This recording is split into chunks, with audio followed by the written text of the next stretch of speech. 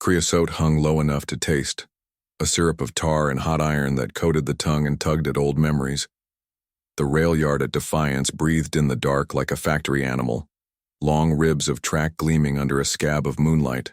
Switch, stands winking red and green like bored eyes. Ballast grinding under boot heels with the dry complaint of broken seashells. A lantern swung from a nail at the door of the shanty. One lazy arc, one slow return, and the pool of light missed the threshold by an inch every time, as if the night had bargained for that inch and won it. It was summer of 1972, and every Tuesday had a bruise. Men on midnights counted minutes with cigarettes more than clocks, pinched the filter at the 2/3 mark, and knew what the hour was by the ache behind the eyes. Steel tires talked to steel rails in a language meant for dispatchers and ghosts. Somewhere out beyond the river bridge a horn blew 3 long and 2 short, then caught its breath and held it, the way a body does when it smells trouble. The story traveled faster than the trains. Railroad men carried it hand to hand like a hot rivet, using the same words and the same shrug that tried to pretend the words didn't carry weight.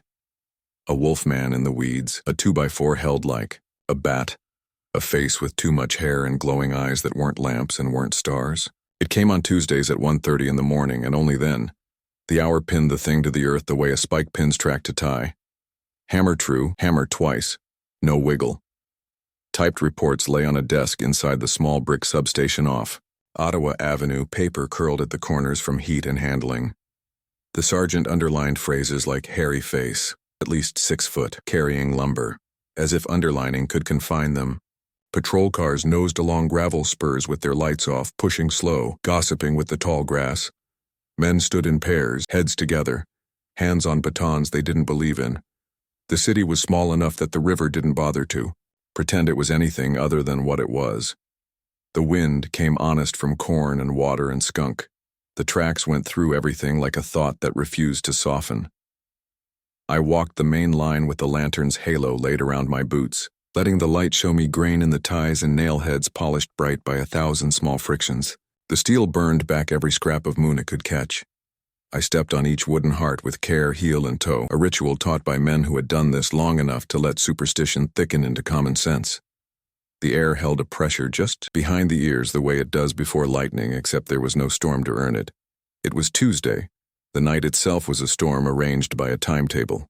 At the milepost west of the junction, someone had wedged a length of lumber under the frog like a crude brace, then thought better of it or couldn't bear the symbol and kicked it free. Splinters lay like pale bones in the gravel.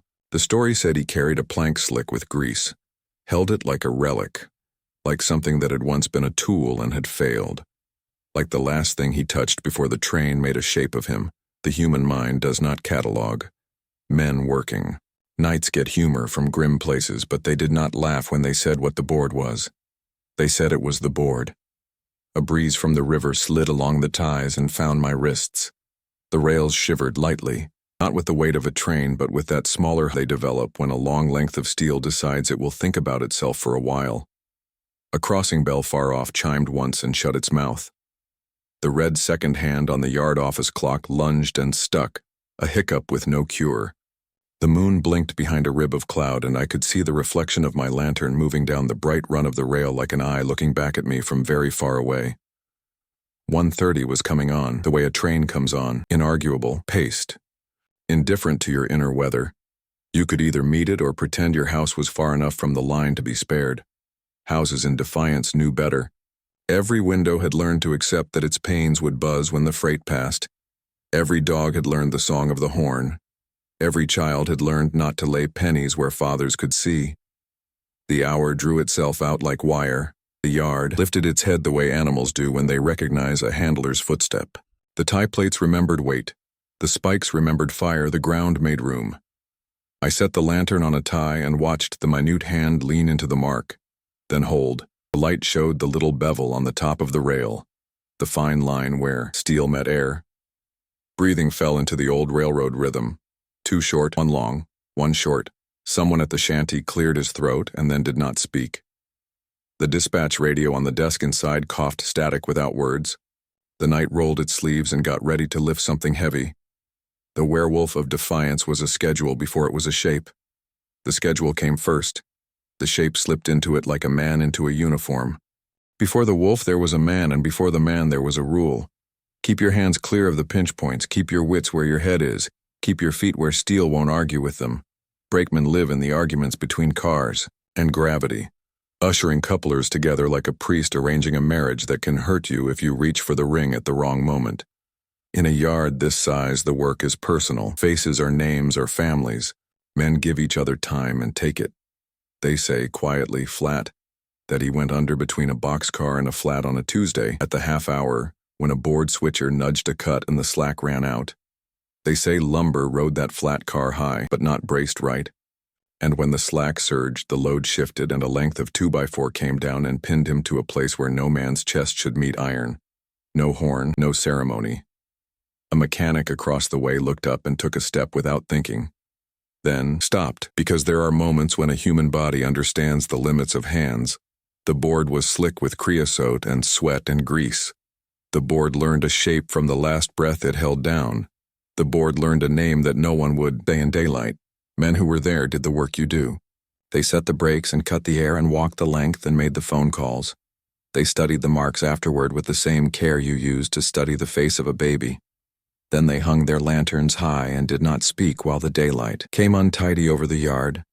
Time gets into accidents like rain gets into boards, it stays. A Tuesday keeps the taste of its own wreck. A half hour keeps the indent where a rib once pressed. The yard is not a map, it's a memory. Put a man under iron and the iron will remember him better than his town will. The rails hold more names than the newspaper has space for. They whisper in rust and heat. The first reports in 72 rolled in thin and embarrassed. A night man saw a tall figure standing against the side of a string of hoppers. Shoulders wrong, breath fogging heavy in air that wasn't cold.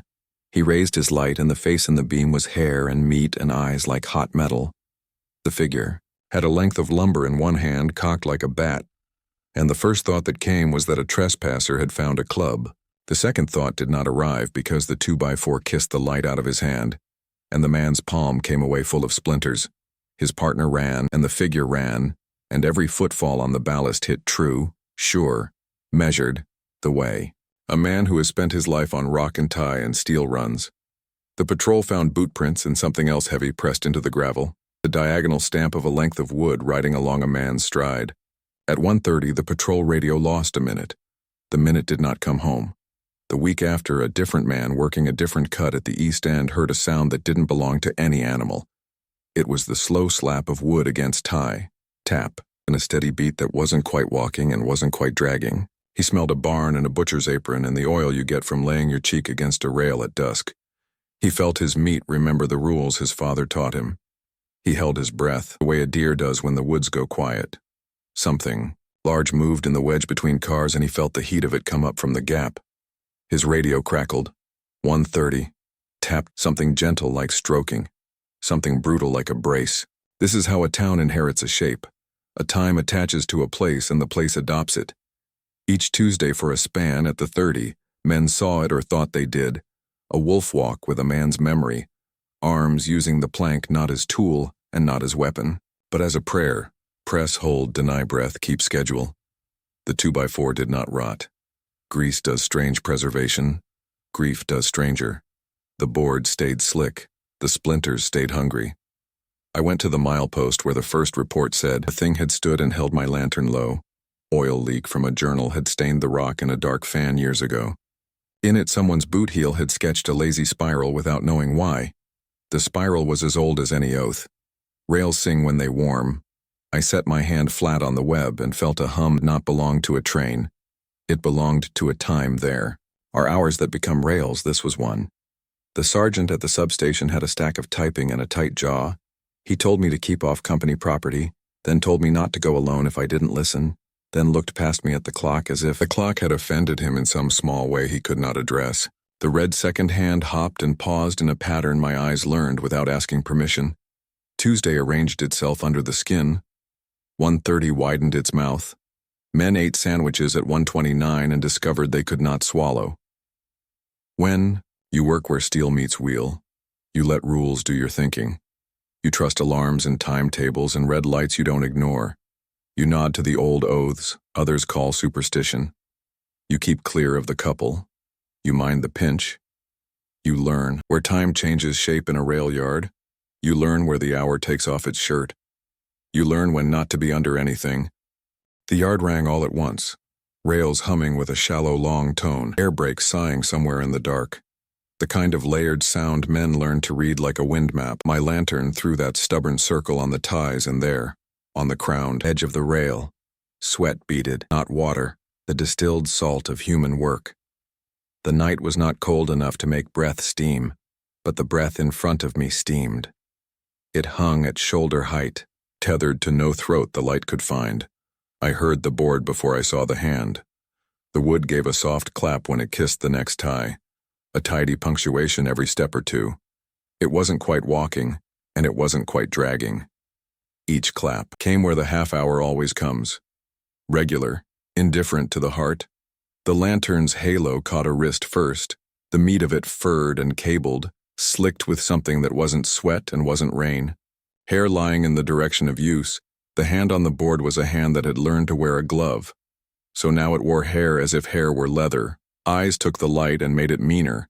A muzzle learned from a face leaned in and a set of shoulders.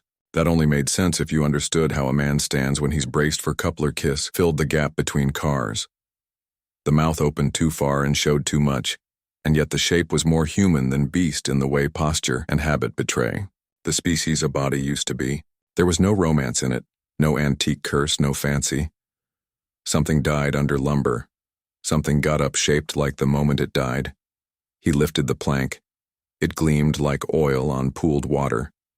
The head of a rusty nail peered from one end like a bad eye. The wood had a curve worn into it that matched ribs it had pressed. The first strike found the lantern, and the night went obediently wider. Dark yards train ears. Mine caught the arc of lumber moving through air. The memory of a whistle, bent wrong. The hush from a man 2 tracks over dying inside behind a new scar. The soft shuffle the ballast makes when weight goes where it shouldn't. I stepped back onto the tie in rhythm with the board's kiss to the ground, and the rhythm did not forgive me. The blow took the breath where the breath lives, pressed the memory of the old accident into my ribs like a stamp. Men say you don't remember pain, only the story of it. The board disagreed. It told the pain like a list. Neat, orderly, complete, shock, scalds, then cools. The yard resumed its work around me, indifferent. A switcher huffed at the far end as if this were any Tuesday and this was any 1:30 in a freight-needed building. Gravel found its way into the lines of my palms. The board laid down beside my head as neat as a priest setting a book. Heat came off it in a steadier stream than any plank had a right to give. The breath above me steamed without lungs. Movement at the margin of the ties drew the eye. The shape stepped across the rail, and every muscle in the calf and the inner thigh flexed in a way that lives in the memory of anyone who has ever run the tops of ties in a sprint to throw a break.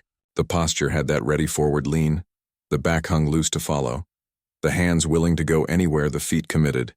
It had learned to be a wolf without unlearning how to be a brakeman. The two truths insulted each other in every step, and the result was a thing that owned the yard in a way no living man could afford to. Somewhere a patrol radio tried to change the minute and failed. The hand jerk on the knob from the man holding it traveled invisibly through the air, found the board again and tugged. The plank rolled with the grain and tapped my wrist like a reminder.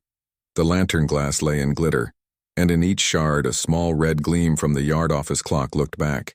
The second hand hopped and stuck, a hitman knows, where a man is weakest.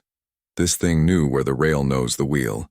It moved to the frog and straddled it and nested the board along the angle as if returning a tool to its proper place.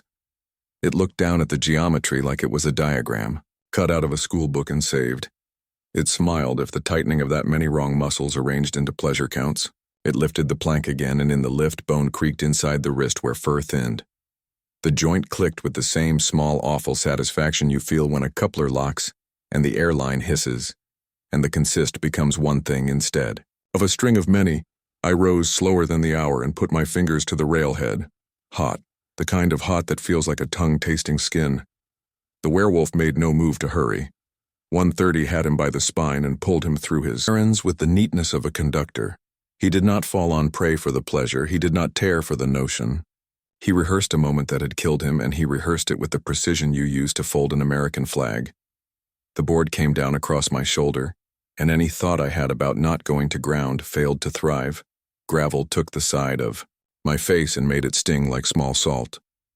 Breath returned the way power returns to a building after a blackout. Flicker, settle, too bright. A patrol car's tires hissed on the gravel road beyond the chain link. The headlamps never found us. The beams fell short by design the yard had devised. The board rose again, ready to teach. Ash drifted on no breeze. A flake landed on the back of my hand. It was black as winter cinders and light as dust, and it hissed when sweat found it. The hour consumed itself as it went, chewing seconds to keep weight off its own heart. 1:30 rolled toward 1:31 the way a slow river rounds a bend. The shape over me lifted a muzzle to the sky and paused. The board hung at a perfect right angle to the plan of my bones. Something at the far end of the yard knocked twice. Metal on metal. The night held its breath with me, and something in the shape's shoulders remembered foreman orders and changing signals and the way a man steps back when the car rolls. The board eased, the minute unglued, the heat in the rail relaxed by a hair. The thing turned from me without contempt. Contempt belongs to the living. It moved down the line, one tie at a time, placing the plank on the wood with a regularity that could make a man weep. Tapped. A patrol car went by. The officer's head never turned. The 2x4 left a wet line along the tops of the ties that gleamed like a fresh painted stripe. The first breath that did not belong to. The half-hour re-entered the yard. The werewolf kept the schedule and the schedule kept the man. A timetable is a chain you can't see. Break one link and the whole yard pulls you sideways. I walked the milepost, then the next, then the string of weeds along the cindered ditch and found where the hour liked to set its table. The half hour, 8 in a tight loop, switch 8 to switch 10, frog on the main, the short siding where a boarded-up telegraph house sulked with its windows painted black. The world insists on patterns. The living call it superstition when the dead write the rules. I hung back a Tuesday and watched time walk. 1:13 had the air of a man rolling his sleeves. 1:20 had a little engine that could, by 1:29 breathing, learn to count. At 1:30 the rail brightened by a shade no camera could catch. The creosote leaned warm as bread. The weeds turned their leaves to face an invisible stove. The frog waited like a jaw for food. Men talk of silver bullets because the story likes clean tools. Yards don't run on clean tools. They run on the oil from a thumbprint on a valve wheel, on chalk marks that outlive chalk, on a rag tied to a coupler pin. I built the only altar a place like this would understand. A busted brakeman's lantern wired upright on a spike at the milepost. A ring of salt stolen from a diner's back room and ground into the dust until it vanished from honest eyes. A prayer in grease on the web of the rail. A spiral laid thin where only a man who kneels to work would ever see it. I set the board. I'd found wedged under the frog across 2 ties at ankle height. A trip not to topple but to remind. I uncapped a can of yellow paint and with a rag made a circle on the face of the switch stand target that looked more like a bruise than a sign. The rule of the hour was simple: reenactment and obedience. The thing came not to feed but to repeat, so I built a repetition inside its repetition and waited to see which one the bones would honor. 1:19, 1:20. Patrolmen nudged. Their cars along a road they knew could not contain what they hunted. The clock in the shanty grabbed seconds and set them down and grabbed them again. A man moving bricks no wall would accept. Something changed in the air pressure. A small hand on the back of the skull. Birds in the cottonwoods turned their heads. The ditch frogs shut up together as if a silent whistle called them to order. 1:30 slid its teeth into the track, and in the take-up came the heat. The breath, the clap of wood on wood, the old chore. He stepped into the lantern's circle, and the fur on his wrist lay flat in the light's heat, slick and tidy, like hair that had learned to be a glove.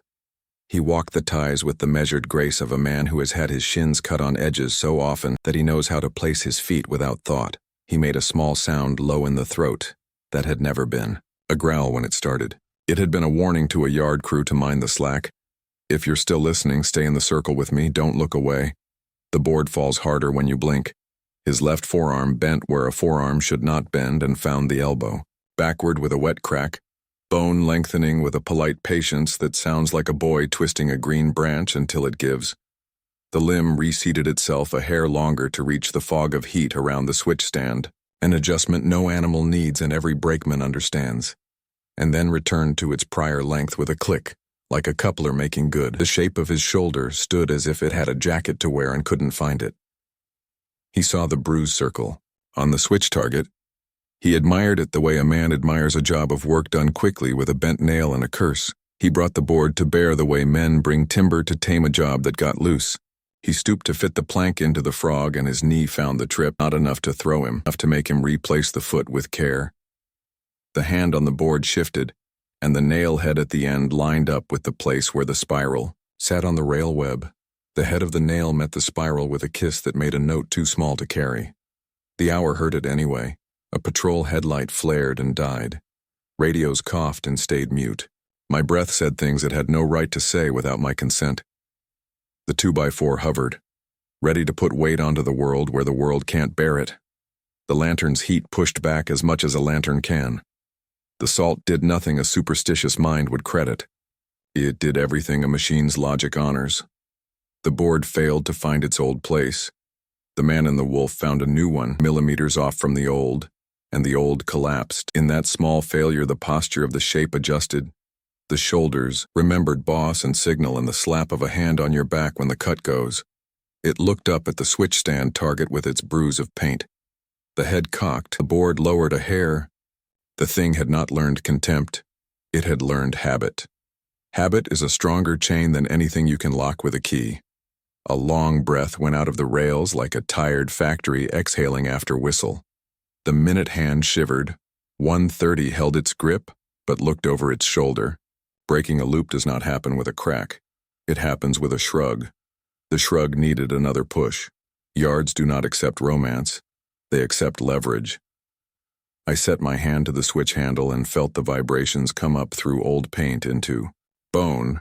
I did not throw it. You do not throw for a ghost.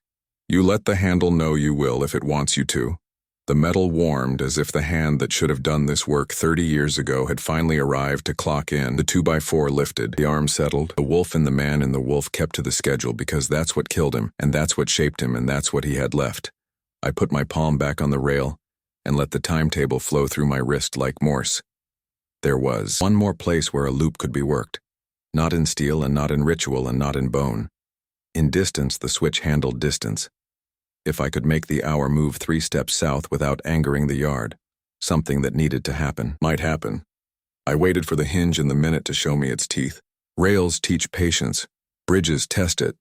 The mommy ran black under the trestle east of the junction, carrying the moon in broken language on its back. Sleepers lay across the iron like ribs, wet and slick with a green sheen. No flood had ever washed away. Ties give you a drumbeat to set your feet by. Miss enough beats and the river takes your name and gives it to whatever lives under the piers. The trestle carried freight and the weight of men's stories with equal indifference. Tonight it carried the half hour like a baby with bad lungs. I put distance into the loop the only way a man can in a yard, with my body. The switch at the milepost had given me a thread to tug. I set the lantern beyond the bridge mouth where he could see it without me, and I set myself on the ribs of wood and iron where he would follow me without knowing he followed. This was not cruelty and not courage. It was work, the kind men do, when something heavier than their own back needs moving and there is no mule handy. The board spoke first, tapped. The sound took the spaces between ties and filled them like water. He stepped onto the trestle with the respect men give distances that learn to kill them. His foot found the first sleeper true, and the second true, and the third, with a small new famous pause. You hear a man's age in the way he goes over a bridge. This one had no age anymore and every age at once. His head turned to study the lantern and then to study the gap between the ribs of wood where the river muttered without much interest in whatever happened overhead. Bone creaked when it learned a longer reach again for a rail that wasn't there. The arm extended with that polite crack of green wood that lives in the ears of men who fell trees and men who throw switches. The jaw quivered into a shape meant for a snarl and chose a shape meant for calling to a crew through wind. Fur took the places where a shirt used to hide a shoulder. The body carried both shapes like an insult that had become a uniform. 1 step, 2, 3. The river below wrote versions of us in the black and kept none of them. My heel slipped and found the tarred grain and held. The board tapped the tie and a beat a tick too fast. The schedule tugged the spine of the thing behind me, and I could feel the tug pass through the air to my own vertebrae and land in the meat of my lower back. The half-hour drags men into ranks, it dragged wolves into the same mid-span. The trestle has a sweet spot. Every bridge does. The sound changes in the feet when you reach it. The weight of all that iron finds its resting chord. Men hear it and do not know they heard it. Ghosts kneel to it without kneeling. I stopped on that sleeper and let the hum come. The lantern on the far bank did a small dance in a wind without velocity. A kitchen light in a house across the water came on and went off. Dogs in backyards offered an opinion and took it back. He came even with me and paused. Not because he wanted to, but because the job told him to. The 2x4 found the tie and rested. The hand on it opened and closed twice as if testing a glove. Fur lay flat with sweat. The eyes did that metal thing where light stayed too long. Heat bled out of the railhead into the night and did not warm anything alive. Time thickened, the way axle grease does when it's seen December. The patrol car on the county road crawled over the river like a careful beetle. Light bars dark. The officer's hat brim shadowed a jaw that had learned to clamp on fear and grind it down to a pellet no bigger than the throat would admit. He did not look right or left. He held the wheel as if the bridge would be offended if he acknowledged. If the hour let him pass, it wasn't his turn. The half hour has manners. They are old and very strict. I moved one sleeper toward the lantern. He matched me with the same careful prayer. A section of lattice had been replaced in '58, and the new bolts had the kind of shine you can feel with the heel of your hand on a dark day. I put my palm there and let the bridge tell me things. It told me rust and river and the weight of grain cars out of Toledo. It told me where it liked to vibrate when things heavier than men ran on it. The shape beside me raised the plank and set it down in rhythm with the bridge's own idea of music. Halfway off the iron, the time you borrow starts to complain. The rails want their schedule back. The animal behind me wanted his rehearsal reliable. I reached the crib where I'd placed a wedge of oak earlier, a harmless shim a section man might leave to hold a thought. I stepped over it without looking down. He hit it with the ball of his foot and did not stumble. He readjusted with the grace of a man who has run ties in the rain and saved himself by the width of a breath. The board came up, and the wrist stretched, and the elbow reversed and the bone lengthened politely, and the coupler inside his body made its small, sweet click. He placed the plank on the rib, exact, the nail head shining like an eye that wanted to believe. The lantern on the bank pulsed as a breath. The shim groaned as wood does in a vise. A train far away blew one for the crossing at a road. With no listeners, the half hour slid a tooth. The hum lowered by a tone. I could feel the switch I hadn't thrown begin to turn in the air between us. The werewolf wore a brakeman's patience, and the patience put him near enough to a place where a rule could be changed. You don't break a loop on a bridge, you move it, you lead it 3 sleepers farther than it owns until the old accident can't find its mark, and the old board doesn't know which rib to deny. I kept on. The trestle took our steps, and added them to its diary, lines and lines of tidy script no eye will ever read. The river moved under with the stubbornness of a thing that has nothing else to do. The bank came up under our feet with that sudden lack of give that says you are done being suspended. Land forgives nothing. Land forgets more. The lantern blew itself out without help, as if modesty had been instructed. The yard beyond waited with its usual mix of boredom and appetite. The schedule twitched. The minute had stretched too long to maintain decency. The next shock would come. The schedule always asks for a price when you take an inch of its chain and call it yours. The old switch tower sat square and shy by the junction, a brick cube with a glass cap whose panes had been painted black 20 summers ago and still found ways to catch light where it didn't belong. Stairs ran up the side like a spine with too many vertebrae. Inside, the levers had long since been disconnected from rods and points, but they stood there anyway. Red handles in a row, each with a number like a room at a cheap motel. Someone had left a calendar on the wall from a year when the tigers still made men brag. Time curled the pages into fists. The tower had its own pressure. Rails converge under those little houses. All the choices find their votes there. I climbed, with the habit of a man who has learned to own each tread, knees taking the insult and turning it into forward. The shape behind me climbed with the same rhythm. The board tapped treads where feet wouldn't fit, and somehow did not tangle. He wasn't chasing, he was arriving. The half hour brought him, like a conductor bringing a man to his seat. Up top the smell had settled into paper and dust and mouse, but under it was a sweet iron that meant levers once talked to rods, and rods once argued with points until points obeyed. I laid my palms across two handles and felt what was no longer there. The ghost of a connection, the thoughtful tug you feel when a machine asks you to do your part and promises to do its part if you don't lie. I did not pull. I did not pretend. I let the tower know that the time had come to let what it had been matter one more Tuesday. The board hit the jamb of the doorway with a dull report that belonged in a yard and not in a room. He entered on the half-hour like pride at a funeral. Fur-brushed wood where men's shoulders had brushed varnish. The muzzle took the room and set it down exactly where it wanted it. Eyes caught the instrument panel reflection and remade it into something that could hate if it remembered the word. The posture said foreman, the breath said slaughter, the hour said now. Bone and timber and leverage have a relationship that has very little to do with morality. He swung the plank with the same economy a man uses when he means to move a pin that refuses, and the blow caught the edge of a lever with a bell-like ring. The lever did the one thing it had left to do. It rang, and the ring ran down the tower's skeleton into the yard, and the yard woke. Rails hummed. A distant point acknowledged motion you couldn't see. Time put its hand on my shoulder and squeezed, once like a thoughtful uncle. You cannot bless a machine with words, you bless it with use. I put my weight into the handle, not to pull it into a position the tower could no longer manage, but to add my body to its memory of what that felt like. The lever moved a fraction, the way a man breathes when he is not sure he should let anyone hear it. The werewolf's arm extended in that backward elbow way, and the board came around again, this time not to break but to place. He set the plank along the liver as a man might lay a bar to make two men's weight into three. Work recognized work. The old instructions went down the cheat path we had given them, a ghost signal whispering into a body that wanted orders. Somewhere out at the Frog, the airline hissed like a snake startled under a porch. The room narrowed. The red hand on the wall clock in the shanty did things it had not agreed to. The patrol radio sang a half-word and choked. The town held its breath without asking permission. I could feel the tower accept a story it had not been told. The way a dog accepts an insult from a master because collar and bowl say the master is right. The board became lever, the arm became rod, the fur became steel.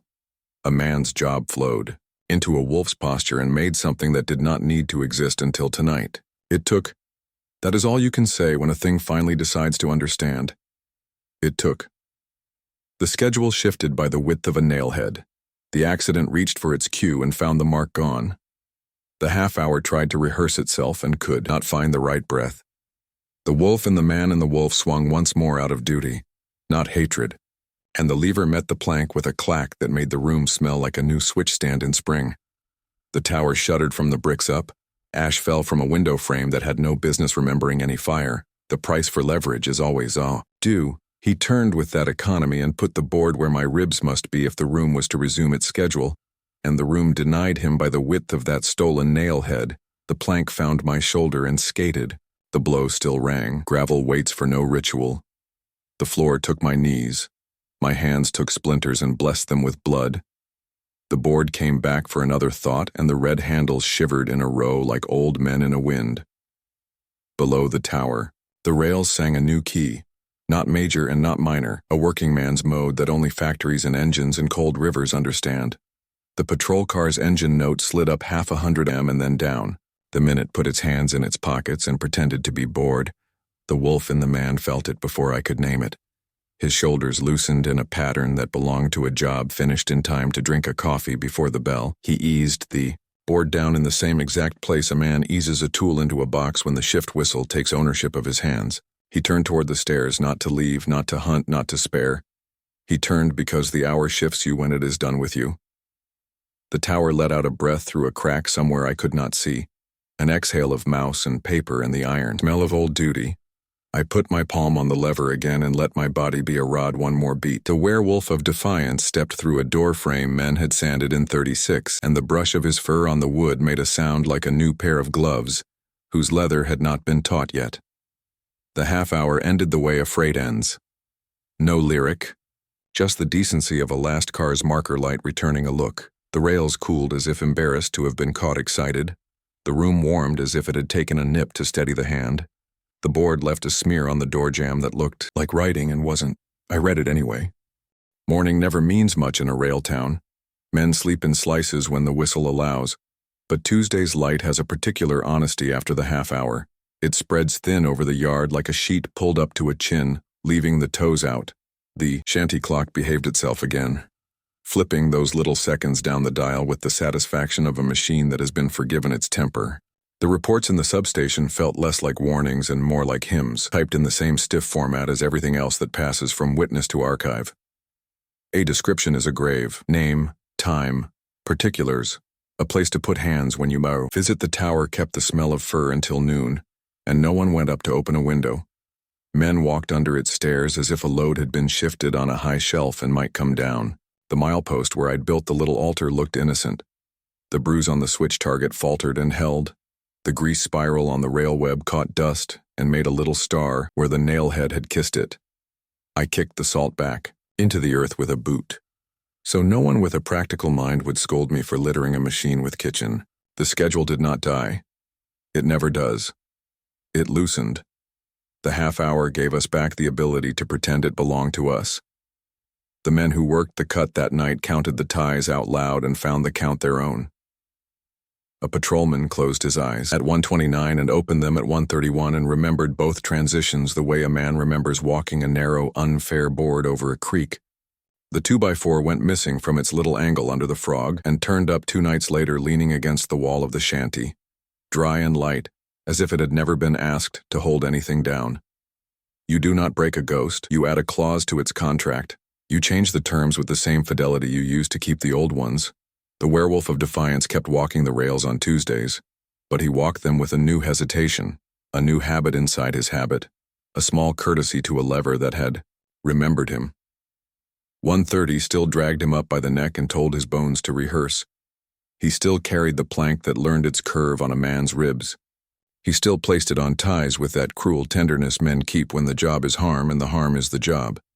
But at the milepost he slowed, and at the trestle he checked a step, and at the tower he stood at the door and lifted the board and waited, as if asking the room's permission to omit one blow. As the minute slid toward 1:31, his body twitched with the old indecision of bone. Fur along the jawline rippled, then receded in patches, bearing skin too pale to belong to night. His muzzle shortened for a blink, then cracked outward again, jaw snapping with the sound of a coupler locking shut. The curse never let him choose a shape, it only let him borrow both and suffer the hinge between them. The town wrote that into itself with the speed of rumor. Yard wives who knew how to count washing machines learned to count Tuesday's mercy by the ease in their men's jawlines at breakfast. Boys who had been told not to lay pennies on rails now heard additional rules about not whistling at 1:30 in the summer dark. The patrol sergeant who had underlined hairy face in a report underlined nothing for a while.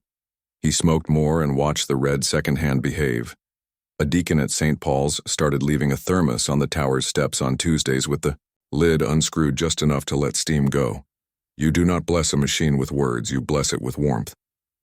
A Tuesday came with the first hard frost, and breath made itself visible for everyone again. The hour arrived with its small gravity. My ribs remembered the board the way a scar can predict rain. The rails sang.